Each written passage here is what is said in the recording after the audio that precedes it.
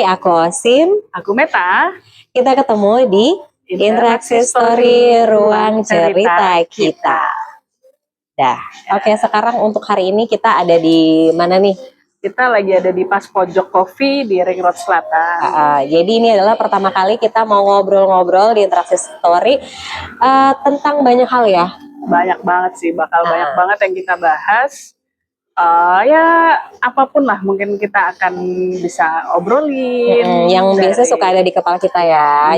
Benar banget. Kenapa kita bikin Interaksi Story? Karena kalau dari Mbak Meta sendiri nih, banyak banget yang suka keluar di beberapa platform gitu untuk diobrolin, dan dari aku juga kita udah temenan lama, jadi banyak banget bahas hal-hal yang kita diskusiin. Jadi akhirnya kita memutuskan untuk bikin Interaksi Story gitu. Iya, bener banget.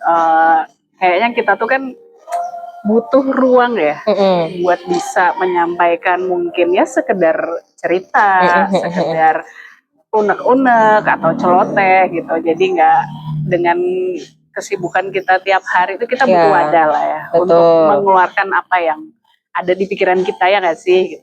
Benar. Jadi karena kita udah sama-sama ibu-ibu muda nih, kita juga pernah sekolah dan juga kita banyak banget hal-hal yang kita sering hadapi dan kita pikirkan, kenapa enggak kita cerita di Interaksi Story. Oke, sekarang bahasan yang pertama nih yang suka terlintas di kepala atau mungkin dari Mbak Meta sendiri, apa sih yang lagi mengganjal untuk hal-hal yang sekarang pengen kita obrolin? Kalau sekarang kayak lagi hype-nya tuh masih tentang pemilihan sekolah nggak sih? Iya. Ini kan masih tahun ajaran baru ya. Kita ngerti banget lah ya gimana. Kalau katanya baru Juli, ya baru sebulan ya. Iya, jadi hitungannya baru sebulan, kita baru ngerasain anak-anak pakai seragam baru. Terus kalau aku sendiri, anakku baru pindah di sekolah yang berikutnya gitu, jenjang berikutnya, dan itu euforianya tuh masih kerasa banget ya. Jadi betapa sedihnya aku ngerasa waktu pindah sekolah yang lama ke yang baru. Itu rasanya tuh kayak baper banget. Oh, anakku sudah besar ya. Gitu. Kalau dibilang kok tiba-tiba udah besar, dibilang nggak berasa, ya berasa sebenarnya ya. Gitu. Tapi kok ya tetap ada kok kayak udah cepet banget gitu ya. Ya kayak gitu sih. Kalau pemilihan sekolah tuh kayak di zaman sekarang tuh kan udah banyak banget ya. Iya, dan tricky banget dengan berbagai macam kurikulum yang macam-macam. Bener. Ada yang sekolah internasional, Cambridge, kurikulum Cambridge, ada yang ya sekolah negeri, sekolah terus swasta, terpadu, terus kayak ada sekolah alam, ya, luar biasa. Ada yang berbasis agama, ada yang pondok, ada yang biasa kan kayak gitu. Ada yang harus pakai seragam, ada yang enggak. Sekarang pilihannya itu udah variatif banget, ditambah kita ada di negara ini yang mungkin menjadikan pendidikan itu dari periode kemarin itu bukan suatu prioritas utama ya. Itu yang benar-benar kita cukup miris karena sebenarnya pendidikan itu penting banget, tapi kita akan bahas dari sudut pandang kita sebagai orang tua aja ya. Jadi kita nggak ada tendensi politik apapun, kita mau ngobrol dari sebagai kita pengalaman kita sebagai orang tua gitu aja, sesimpel itu. Oke. Kalau dari kita kan sekarang base di Jogja nih, di Jogja aja juga udah macam-macam, banyak banget pilihannya. Itu bikin makin yang aduh di mana yang terbaik buat anak kita. Benar, dengan kemampuan kita ya buat bunda-bunda, ayah-ayah nih.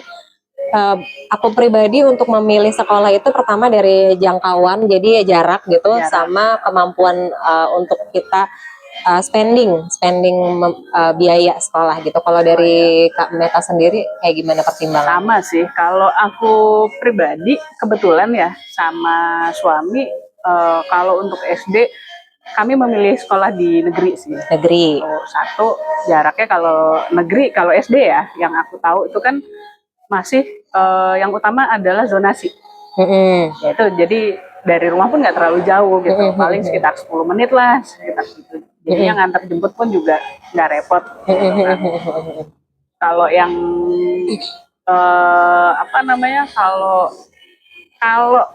kalau suami kan orang Jogja asli ya, dia dari dulu kurang lebih sekolah SD negeri di kota Jogja kurang lebih kualitasnya sama. Iya, karena gitu. kita ada di kota yang benar-benar prioritasnya pendidikan banget dari dulu sampai sekarang. Makanya kenapa tagline-nya Jogja adalah kota pelajar, guys. Iya, katanya kan ya begitu ya gitu kan. Kalau itu sih begitu. Jadi ya dari pengalaman aku sih juga sejauh ini masih so far so good ya di sekolah yang di situ sih ya bisa memenuhi lah gitu. Dan kalau untuk di Jogja, terutama kalau pengalaman tuh di sekolah anakku itu benar-benar gratis.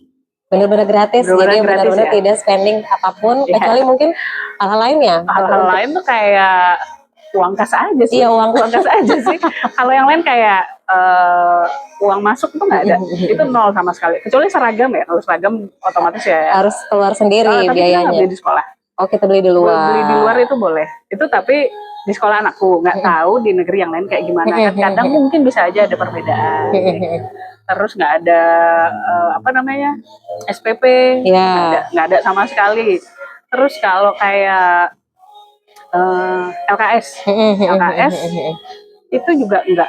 Jadi sekolah tidak menyediakan. Tapi kalau misalnya orang tua mau, silakan beli sendiri. Misalnya kan biasa nih ibu-ibu kan, kita beli yuk bareng, itu boleh, itu nggak apa-apa. Tapi bukan dari sekolah. Ya istilahnya kayak dikoordinir oleh salah satu orang tua kalau ada. Korlas gitu. Iya kayak korlas gitu lah ya. Korlas ini seru juga nih kalau mau bahas. Nanti kita akan bahas itu juga di sesi yang lain karena korlas itu merupakan suatu concern tersendiri sebagai wali murid gitu ya. Itu bisa kita bahas di ini yang lain di sesi berikutnya interaksi story. Oke, kita lanjut nih.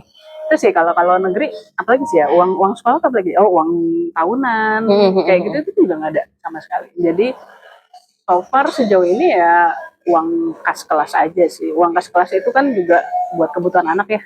Misalnya kayak buat beli air minum galon. Ya, ada juga gitu. Di sekolah anakku juga. Itu kan berguna buat anak. Kalau aku sih oke-oke aja. Gitu. Kalau dari Mbak Meta sendiri itu memang memilih untuk menyekolahkan anak-anaknya di negeri. Nah, kalau dari aku sendiri nih dari OSIN, aku memilih untuk menyekolahkan anakku pertama di sekolah Islam. Itu prioritasku adalah sekolah Islam dulu karena pendidikan agama Islam dari masih kecil sampai di usia-usia mereka remaja itu perlu banget untuk disupport karena kita sebagai orang tua juga memiliki banyak produktivitas lain sehingga ada juga yang perlu kita lapis gitu dengan pendidikan lain yang memang juga basisnya sama Islam. Itu yang pertama. Yang kedua itu dia harus swasta Islam dulu untuk yang SD. Jadi SD itu buat aku adalah swasta Islam dulu. Nanti untuk SMP, SMA-nya baru negeri, it's okay karena kita semua juga lulusan kampus negeri nih. Jadi sebenarnya itu kalau untuk sudah dewasa itu nggak apa-apa buat kita. Tapi kalau untuk aku sendiri, aku pilihnya adalah SD-nya adalah SD swasta Islam gitu. Kalau TK-nya juga basis Islam atau umum aja? TK-nya Islam juga kebetulan. Cuma karena anakku dua, satunya perempuan, satunya laki, mereka itu fokusnya sangat berbeda. Kalau yang perempuan itu jauh lebih kalem, kalau yang laki itu jauh lebih banyak banget aktivitasnya. Jadi laki itu jauh lebih kinestetik banget, motorik dan kinestetiknya lebih banget. Jadi yang pertama itu adalah dia sekolah Islam yang swasta, TK-nya. Yang satu lagi juga dia sekolah alam tapi Islam. Oh gitu. Jadi dia ada terfasilitasi untuk aktivitas mereka berkegiatannya di luar kelas sama base-nya tetap Islam. Jadi ada pendidikan agama, hafalan, sholat, berjamaah dan lain-lain kayak gitu. Dibiasakan infak segala macam itu kalau dari concern aku. Cuma masalahnya di sini adalah di Jogja itu ternyata negeri sama swasta itu agak ada ketimpangan nggak sih Mbak? Kalau yang di beberapa daerah ya, maksudnya kita tidak bergeneralisasi dari segi ini penyerapan penyerapan muridnya. Iya. Ya mungkin itu ya karena udah di Jogja tuh kalau yang kita lihat ya udah semakin banyak pilihan sekolah. Jadi saking banyaknya banyak banget pilihan sekolah. Mungkin di yaitu kalau kayak OSIN lebih memilih sekolah dengan kriteria begini. Swasta Islam. itu kan otomatis pilihannya adalah jatuhnya ke swasta ya. Karena kalau di negeri ya udah, istilahnya kasarannya ya begitu aja.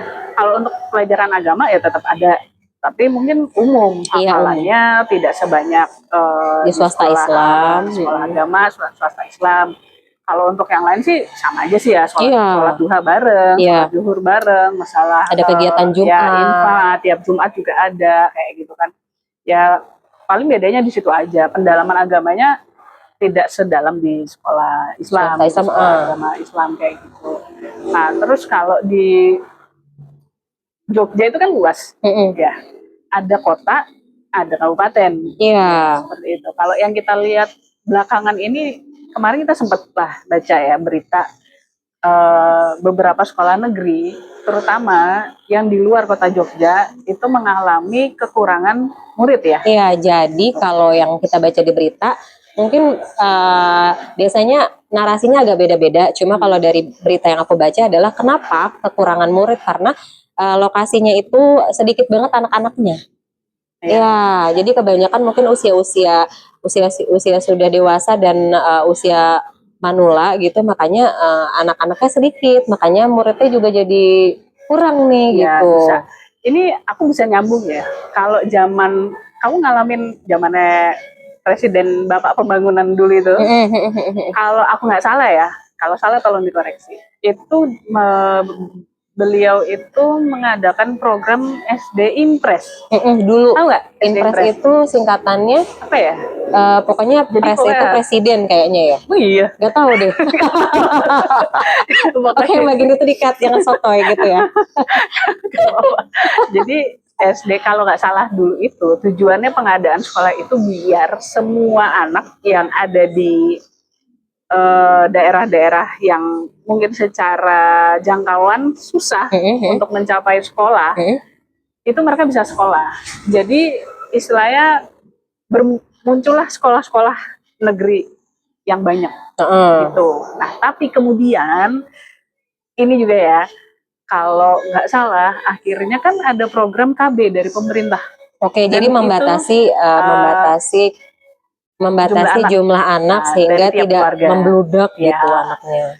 Dan setahu aku itu berhasil.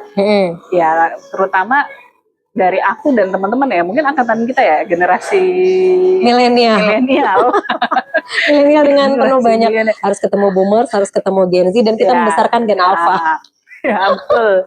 Kalau makanya kenapa dibilang boomers itu kan dulu anaknya banyak ya. Iya.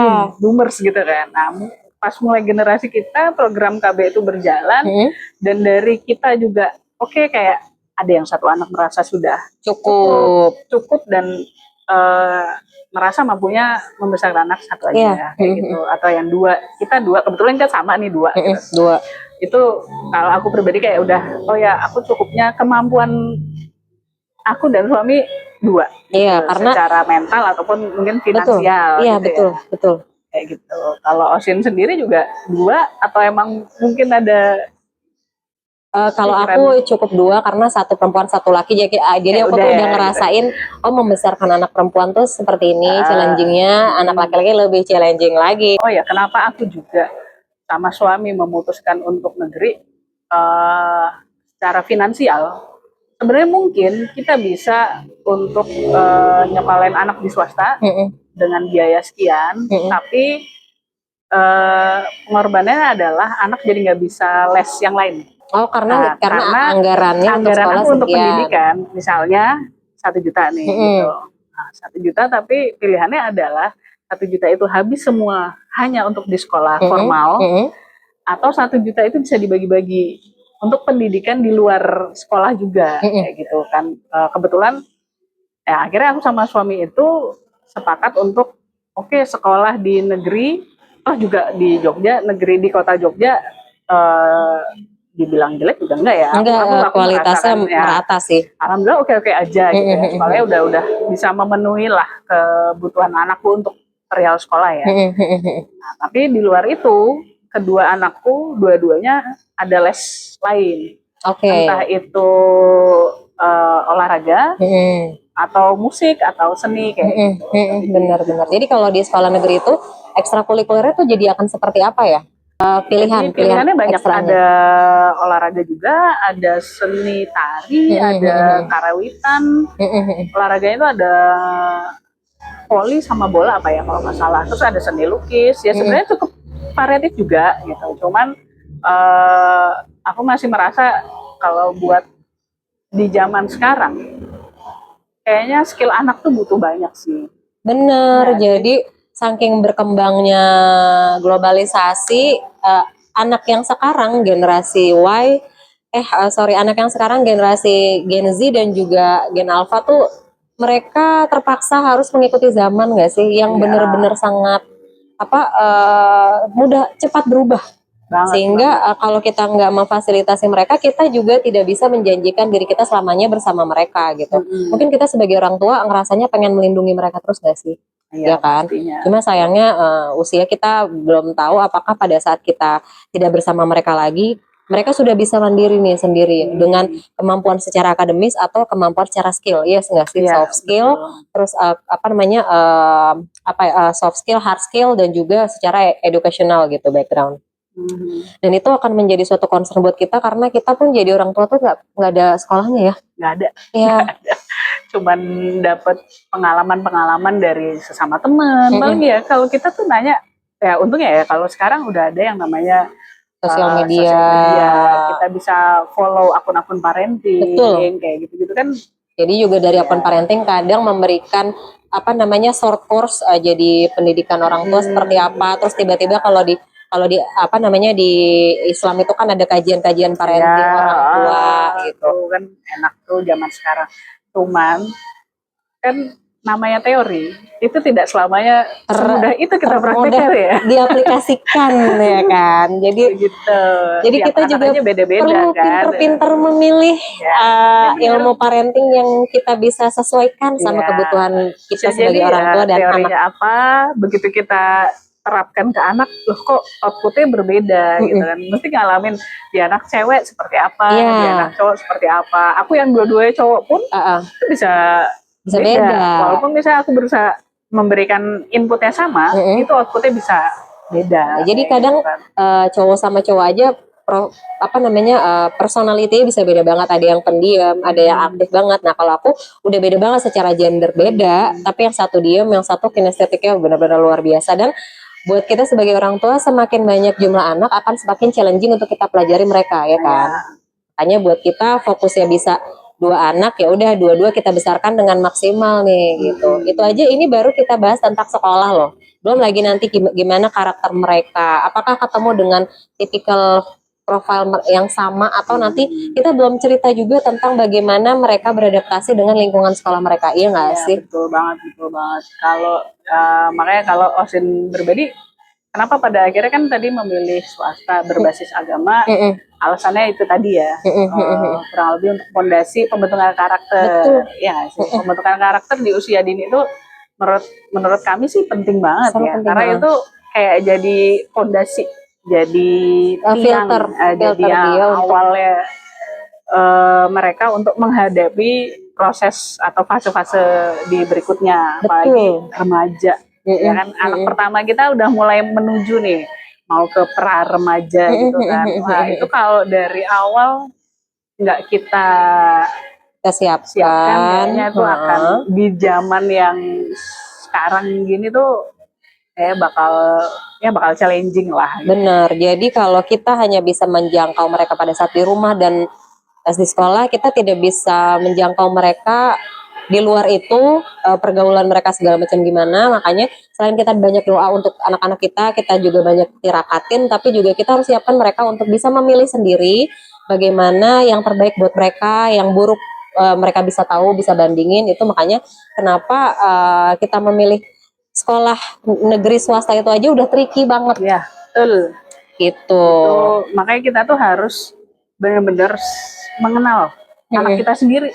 Jangan sampai gini, milih sekolah itu nggak bisa. Misalnya bagi Mbak Osin ya, sekolah A bagus, tapi belum tentu bagi anak aku itu cocok. Betul. Iya kan? Gitu, seperti itu. Jadi oke, misalnya sama-sama ada pilihan swasta sama swasta nih, nggak usah negeri sama swasta deh, sama-sama swasta. Ada yang orang bilang, kan ada tuh sekolah yang indennya udah sampai tahun, tahun. 2 tahun, 5 Kayak tahun sekolah kayak apa gitu ya kan. yang di Ada lah gitu kan. Sapen, Nah, Muhammadiyah Sapen di kayak Jogja gitu. itu tuh terkenal banget dan kualitasnya juga input outputnya bagus Iya. banget. Dan waiting list itu 7 tahun. Jadi anak baru lahir itu udah di sekolah katanya. 7 tahun kemudian, luar biasa banget. Itulah makanya. effortnya orang tua ya, memikirkan masa depan anak tuh ya emang harus segitunya gitu. Tapi ya itu, kita nggak bisa mungkin bagi si anak A, dia sekolah di situ, oke, emang ternyata dia di situ berkembang dengan baik. Iya, terfasilitasi secara sempurna gitu. Iya, cocok lah istilahnya, cocok buat si A. Tapi mungkin bagi anak B, sekolah itu bagus tapi belum bisa secara maksimal mengeluarkan potensinya dia. Bisa jadi seperti itu karena itu kan sekolah umum ya. Anak yang diterima dengan berbagai berbagai sifat, karakter, kemampuan, kebutuhan itu pun beda-beda. Jadi ya dilihat itu juga, kita nggak bisa mentah-mentah 100% ketika orang lain bilang, oh itu bagus, kita langsung mentah-mentah, oh itu berarti bagus juga. Iya, dan itu kayaknya anak, dan kita waktu itu mikir bahwa semua anak akan sama aja, nggak bisa gitu, sangat nggak bisa kayak gitu, karena itu kita tidak bisa mengkotak-kotakan kebutuhan anak. Padahal sekarang secara kita personality kita aja udah beda banget, berarti kan secara anak itu dia bisa terlahir dengan karakter berbeda dan juga kebutuhan yang berbeda pula. Di sisi lain itu jadi akan sangat membingungkan kalau kita tidak siap untuk mencari tahu sendiri. Iya, kan? Makanya kenalilah anak kita sendiri gitu. Jangan, kalau memang butuh butuh orang yang profesional untuk mengenali anak kayak psikolog anak. Iya, atau gitu kita kan, ikut psikotes yang di luar gitu. Nggak apa-apa. Kalau memang kita bisa kayak seperti itu, butuh bantuan profesional untuk mengenali anak kita, ya monggo gitu. Karena memang itu menurut aku sangat membantu sih untuk pemilihan anak tuh akan sekolah di mana gitu kan, kayak gitu. Jadi ya masalah sekolah tuh nggak melulu bisa cuman dikotakan negeri apa swasta. Tapi menurut aku memang harus anak kita butuhnya di mana dan dia sukanya di mana. Jadi kita juga perlu banyak ngobrol, berinteraksi. Jadi ceritanya ini memang konsepnya interaksi story, cerita gitu.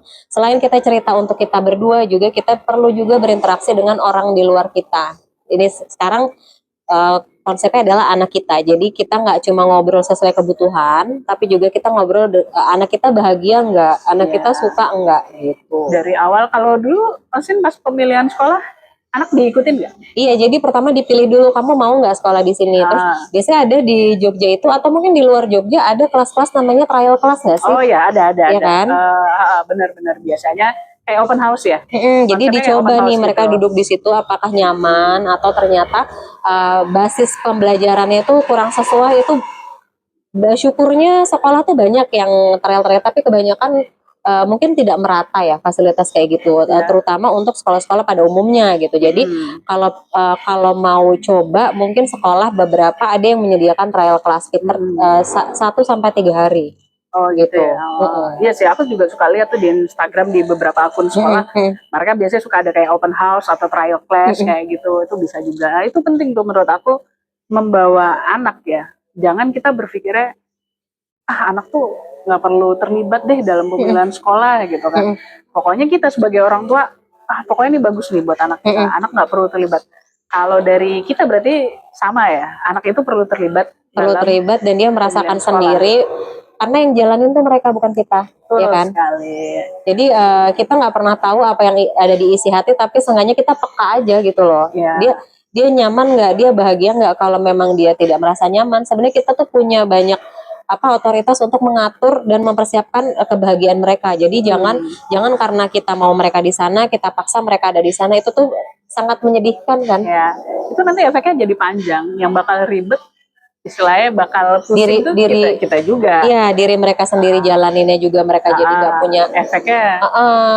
Kayak gitu nanti kalau ngalamin anak udah males sekolah, aduh itu dari pagi aja rasanya kayak udah bangunin mereka males bangun karena kayak bagi mereka sekolah itu jadi kayak suatu hal yang tidak membahagiakan, tidak menyenangkan gitu. Jadi aku kebetulan juga kalau SD, kalau pemilihan SD kemarin sih sesimpel mana jarak aja ya, yang deket kayak gitu. Cuman kalau pas TK-nya kebetulan dua-duanya swasta, swasta umum, ada pelajaran agamanya juga ada tapi umum gitu. Itu anaknya dua-duanya aku ajak buat kasih lihat gitu kan, ini mau nggak di sini. Kalau TK karena kebetulan anakku laki-laki ya dua-duanya, kita mikirnya anak laki itu butuh gerak lebih banyak kan gitu. Jadi kita tersupport kebutuhan tenaganya, larinya lah, manjatnya lah, apa itu semua itu harus difasilitasi gitu kan. Nah jadi kita ajak ke sekolah yang ruangannya atau outdoornya itu luas, sesimpel itu aja dulu gitu kan. Awal patokannya itu, jadi kita bawa tuh ke 2 atau 3 sekolah yang dekat rumah. Kalau TK masih yang dekat rumah ya, gitu ya. Jadi kita lihat, oh nih ruangannya enak, terus lapangannya misalnya luas, anak laki kan main bola, lari lah, mau apa gitu kan. Jadi anak itu merasa kayak ketika dia didengarkan, ya kan, ketika dia akhirnya memilih sekolah itu dan orang tua mendukung, aku ngalamin tidak ada kesulitan yang berarti lah ketika untuk mereka menyiapkan dirinya ya untuk bersekolah. Dari bangun pagi mereka udah semangat, ya kan. Kitanya juga jadi banguninnya enak. Ya paling males-malesnya 1-2 kali lah dalam satu semester. Atau cuma beberapa menit lah, maksudnya nggak signifikan tiba-tiba bener nggak mau bangun. Begitu udah ketemu temennya kan biasanya udah lupa tuh. Iya, proses gitu. Nanti bilangnya jemputnya jangan cepet-cepet, sama mau main sama gitu juga. Sama bener. Akhirnya gitu, itu tuh dari apa yang aku alamin sampai anak yang pertama sekarang udah kelas 5 ya.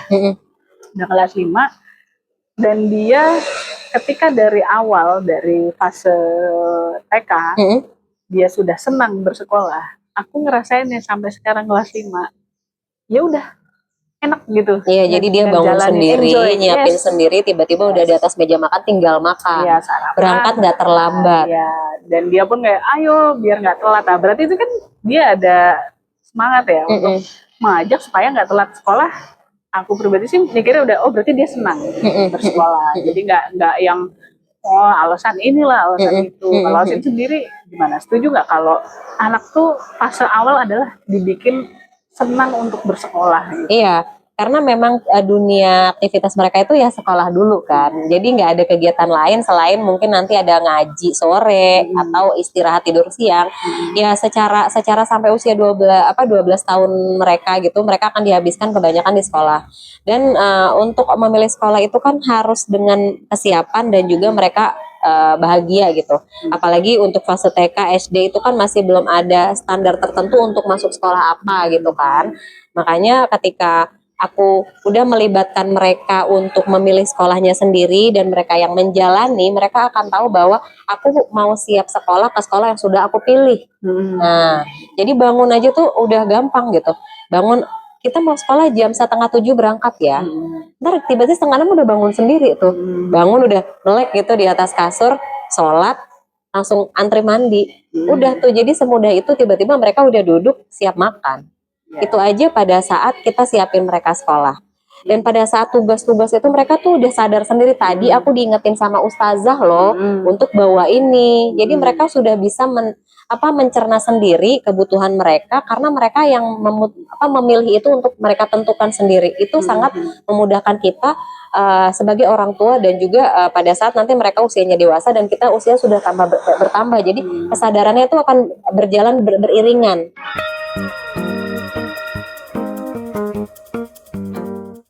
Kesiapan anak ini kan lagi juga jadi perdebatan. Mau masuk SD usia berapa? Umur berapa? Itu sampai tiap tahun dibahas. Tiap tahun dibahas. Aku salah satu kenapa masuk kalau di negeri di kota Jogja rata-rata umur yang diterima itu kan di atas 7 tahun ya. Iya. Kebetulan kedua anakku lahirnya nanggung. Yang dua-duanya awal tahun lah. Gitu kan. Jadi kalau mau masuknya cepet, kalau mau di negeri itu agak susah. Masih kemudahan. Masih terlalu muda. Otomatis akan kegeser sama yang lebih tua. Umurnya 7 tahun. Sesimpel itu aja. Masuk ke SD negeri itu kayak gitu. Nah, kalau mau kebetulan di sekolah yang sekarang, waktu zamannya anakku itu yang usia paling mudanya itu di atas 7 tahun. Iya, 7 tahun lebih lah ya. 7 tahun 3 bulan, 7 tahun berapa bulan. Nah, kayak gitu. Nah, kan kalau kita dulu gitu ya, pasti kalau di angkatan sekolah dulu, misalnya aku lahiran 88 ya. Tapi dalam satu angkatan, ada yang lahiran 87, ada yang lahiran 89. Iya kan? Pasti ada gitu kan. Ada yang 89 muda, ada yang 88 tua, ya gak sih? Kayak gitu kan. Tergantung. Jadi pokoknya dalam satu angkatan tuh ada 3 tahun lahir biasanya kayak gitu. Nah, yang kalau tahun lahirnya di atas kita, kan di belakang kan mesti dikata-katain tuh, tua. Dibilang apalah gitu. Bercanda aja ya, bukan yang kayak gimana ya. Yang 89 bisa sombong, masih muda. Iya, masih muda tapi udah sekolah, angkatan gitu. Nah, yang aku lihat nih ketakutan ibu-ibu zaman sekarang ya, terutama ibu-ibu lah ya. Itu adalah takut anaknya dibilang ketuaan. Kayak gitu. Tapi sebenarnya tergantung. Kalau dia sekolahnya di negeri, umurnya sama semua. Iya, standar. Ketuaan gitu ya, kayak gitu. Tapi mungkin kalau di swasta, yang kalau SD kan 6 tahun udah. 6 tahun 5 gitu bulanan ya, itu sudah boleh. Bahkan ada di swasta tertentu yang aku waktu itu pernah baca, umur 5 tahun 8 bulan aja udah bisa. Asalkan katanya ada rekomendasi dari psikolog. Kayak gitu. Nah, itu kan ya sebenarnya kalau dibilang ketuaan atau enggak itu kan cuman kayak kitanya aja lah yang kekhawatirannya itu dari orang tua, takutnya anaknya dibilang tua apa kayak gitu. Tapi sebenarnya kesiapan sekolah itu nggak bisa dilihat dari umurnya aja. Betul. Kita nggak bisa lihat dari satu sisi, dari satu poin doang, dari satu poin. Kalau cuma dilihat umur, tapi kesiapan anak tuh ya gimana kita sebagai orang tua menyiapkan dia, atau memantau mereka udah siap atau belum. Kita yang 7 kali 24 jam sama anak-anak kita, masa iya kita nggak tahu anaknya udah siap sekolah belum gitu. Ada yang 6 tahun, berarti kayak anaknya Mbak Usin 6 tahunan ya? Kalau untuk Aisyah 6 tahun 8 bulan. Kalau untuk Raihan itu dia jadinya tahun depan. Jadi di 7 tahun lebih. Karena laki-laki kadang lebih. Nah, ini ada perbedaan kan. Kakaknya umur 6 tahun lebih, adiknya mau 7 tahun lebih gitu. Kalau aku dua-duanya akan di 7 tahun lebih. Karena mau di negeri itu ya. Iya. Dan ya mungkin karena anak laki itu juga kali ya, kita ngeliat seperti itu ya, kayaknya 7 tahun lebih gitu. Nah, tapi itu kan juga dilihat kesiapannya. Ada yang 6 tahun lebih tapi sudah siap. Iya. Ngelihat si Aisyah 6 tahun lebih udah oke nih buat masuk SD gitu kan. Kita bisa menilai gitu ya, Mbak Usin menilai anaknya yang pertama di usia 6 tahun lebih sudah bisa menangkap pelajaran, sudah bisa diarahkan untuk disiplin, mandiri. Tapi kalau laki-laki kadang mungkin dia butuh banyak fasilitas untuk berkembang dulu tubuhnya, aktivitasnya, baru dia bisa lebih duduk di atas kursi untuk belajar pembelajaran secara formal gitu. Nah itu dia, jadi kayaknya yang utama adalah kesiapan ya. Kesiapan anaknya, karena dia yang akan jalanin gitu, bukan kita. Jadi jangan dilihat cuma satu poin, anaknya udah umur sekian. Ada yang umurnya 7 tahun itu juga belum siap secara ini, jadi dia masih sekolah, masih benar-benar harus semua benar-benar disiapin, dari bukunya orang tuanya yang masukin, semua orang tuanya nyiapin, sepatu orang tua yang makein kayak gitu. Itu kan untuk masuk SD sebenarnya itu seharusnya sudah bisa ditangani oleh anaknya sendiri ya, paling enggak. Oke, kita masih ada bantu, tapi jangan semua gitu kan. Jadi kesiapan untuk aku udah SD nih, belajarnya udah beda nih kayak zaman TK. Jadi udah nggak cuma bawa makanan sama minuman ke sekolah doang. Jadi udah ada buku pelajaran hari itu apa. Ada juga kalau di sekolah ada namanya piket, terus sholat, terus salim sama guru. Pokoknya udah jauh lebih kompleks ya dibandingin sama TK. Kayak tugas, misalnya dikasih tugas, mungkin atau kelupaan barang deh. Iya benar banget tuh, benar banget. Nah, itu juga, itu kesiapan anak tuh banyak banget ya. Iya. Banyak banget. Itu menurut aku yang sangat perlu atau poin utama untuk mau kapan sih masukin anak ke SD. Kayak gitu. Jadi jangan cuma dilihat dari udah 7 udah siap nih dia. Iya. Ya gimana mau udah siap kalau kita sebagai orang tua tidak mempersiapkan juga. Mempersiapkan, betul. Gitu, seperti itu. Kan kalau di SD itu kayak dibanding sama TK kayak kontras banget ya. Masalah tugas, ada PR, ada apa. Nah, kalau dia udah siap ketika dikasih PR di sekolah, siswanya dia sudah mungkin mencatat. Dia mencatat, dia juga sudah mulai menalar tugasnya tentang apa, ngerjainnya gimana. Udah bisa misalnya, oh aku ada tugas, berarti aku bisa main dari jam segini, nanti habis itu aku mau ngerjain tugas. Atau aku mau ngerjain tugas dulu, atau mau main. Ya, kayak itu tuh salah satu tanda yang menurut aku, oh ini anak udah siap. Iya, betul. Dia sudah bisa schedule mau ngapain dulu, mau kapan ngerjain tugasnya kayak gitu. Jadi menurut aku ya masuk SD tuh yang dilihat kesiapan anak sih utama ya, selain umur. Kalau umur mau yang umur 6 tahun ada tuh di swasta. Mungkin kalau mau masuk negeri, terutama di kota Jogja ya. Kalau di kota lain kita agak kurang tahu juga ya. Karena kita hidup di sini gitu. Kebetulan kan kita tinggalnya di Jogja. Kalau di negeri masih umur dan zonasi jarak dari rumah kan kayak gitu.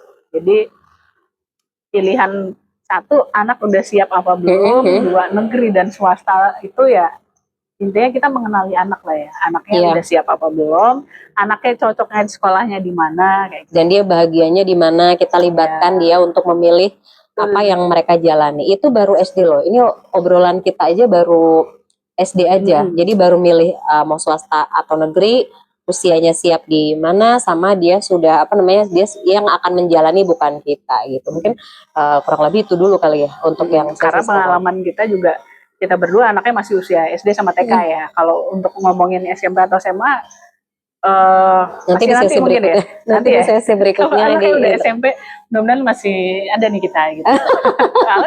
kalau enggak sebatas pengalaman kita aja dulu ya. Atau kita cerita-cerita dari ceritanya teman-teman kita yang mungkin anaknya udah jauh lebih variatif usianya. Dulu Mbak Usin SD, SMP, SMA swasta, negeri atau? Kalau dari aku sendiri, aku TK SD-nya itu swasta Islam, SMP, SMA, kuliahnya negeri. Negeri. Berarti kita berdua sama-sama pernah ngalamin negeri dan swasta. Betul. Ya. Oke, kalau aku juga gitu sih, TK swasta, SD, aku malah SD yang negeri. SD negeri, SMP, SMA swasta, kuliah negeri. Ya. Jadi ya udah ngalamin lah swasta kayak gimana, negeri kayak gimana gitu kan. Cuman ya kita nggak bisa bandingin ya zaman kita dulu, zamannya generasi milenial ya, sama generasi Gen Z, Alpha, itu pasti akan ada perubahan terus, perbedaan itu pasti akan selalu ada. Ya, jadi intinya itu ya, pemilihan sekolah tuh tricky ya. Tricky, dan juga kita harus mau mengetahui kebutuhan dan juga mengikuti keadaan zaman. Ya, betul. Nah, ini mungkin kalau dari sesi kita kali ini, obrolan kita udah cukup. Mungkin dari teman-teman ada yang mau diskusi bareng? Iya, mungkin ada bisa ngasih alasan kenapa milih, oh anakku sekolah di negeri nih, karena alasannya umurnya masuk sekian nih, aku memutuskan anakku udah masuk SD umur segini, aku memutuskan di negeri atau kenapa di swasta. Yuk kita ngobrol di sesi komentar biar makin seru, biar makin mungkin ada calon orang tua murid ya yang masih bingung nih, mau gimana ya, mau sekolahin umur berapa ya, mau sekolahin di mana ya. Nah, nanti kita bisa diskusi di kolom komen atau baca-baca dari komentar orang tua lain buat cari pengalaman dan cari inilah apa istilahnya referensi dan atau kalau ada yang mau kita ngobrol lain gitu, misalnya mau kasih tema-tema obrolan lain, bisa langsung aja di kolom komentar, nanti kita riset dulu untuk kita obrolin yang kira-kira seru dan juga punya banyak masukan-masukan dari luar ya, nggak cuma dari kita juga open untuk diskusi itu. Oke, baik. Ya. Mungkin dari kita gitu dulu ya. Ya, itu dulu aja. Makasih ya. Ya, sampai jumpa. Sampai jumpa lagi di story selanjutnya, di mana kita bisa berinteraksi dan bercerita bersama. Bye-bye.